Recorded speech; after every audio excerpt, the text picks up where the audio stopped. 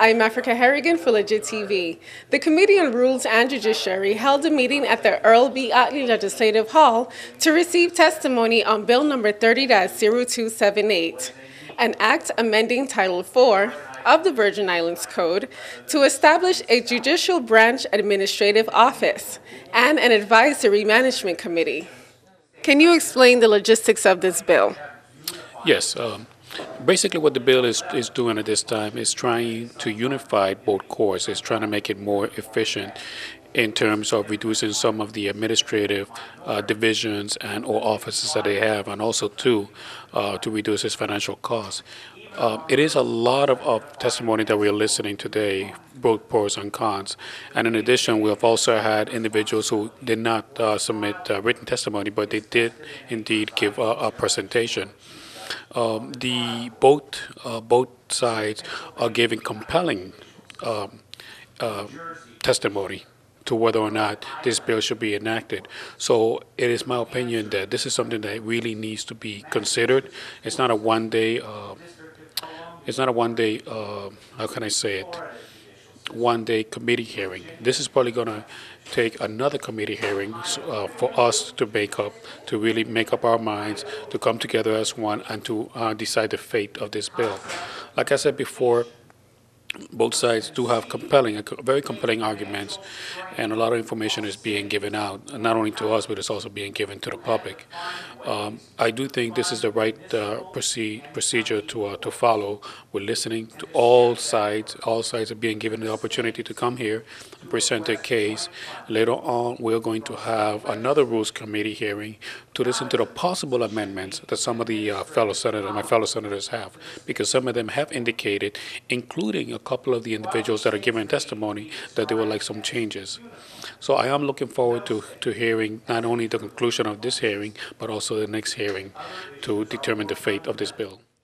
As sponsor of the bill, what are some of the advantages of combining the Superior and Supreme Courts under one administrative body? It's been a long day, but advantages, I think there are many advantages.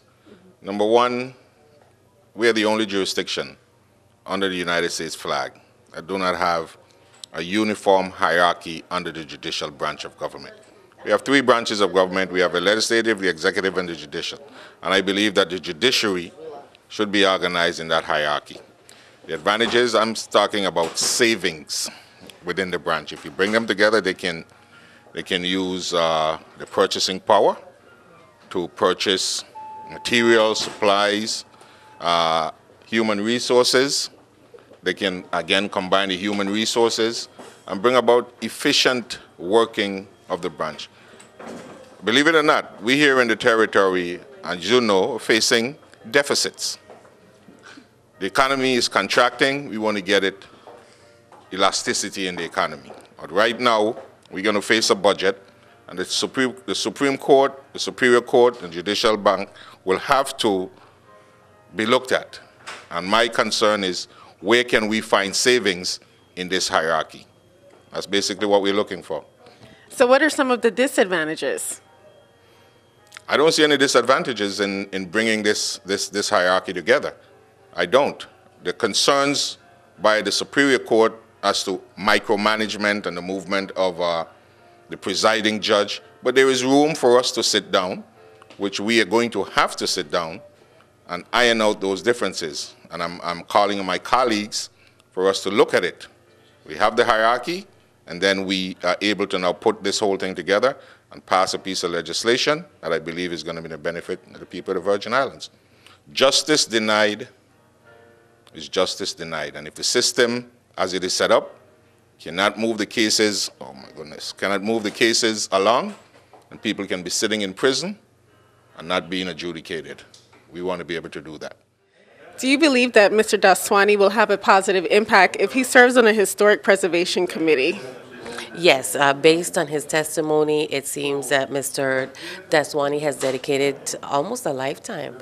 He's been in the Virgin Islands for about 25 years, has been a store owner for about 20 years in downtown. So he has a first-hand perspective as to what is lacking in downtown, what differences he'd like to see in downtown.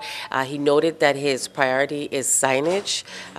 He believes that it's the signage that is there right now, the signs that you see right outside the stores are bringing down the appearance of our downtown, and we talked about his involvement, and even my involvement with the downtown revitalization organization. And overall, I saw that he has the best interest of our downtowns and the Virgin Islands at heart, and he spoke with lots of passion. He was kind of loud at times, which just signified to us no one saw it as arrogance or anything of the sort. We saw it as, yes, I believe this candidate will really make a difference on that commission. And that is an invitation to many more people to come down to the legislature and be part of the process, because it doesn't just begin and end with the legislature, but there are many boards and commissions that need the energy and the passion that Mr. Daswani displayed here for us. So come on down to the legislature, send your names to the governor to fill these boards and commissions. Ultimately, Bill number 30.0278 was held in committee for further consideration. You can follow the happenings of the legislature by subscribing on YouTube at LegVI1. Follow us on Twitter at LegislatureVI, and like us on Facebook at 30th Legislature. Thank you for tuning in to Legit's coverage of the Committee on Rules and Judiciary. I'm Africa Harrigan for Legit TV.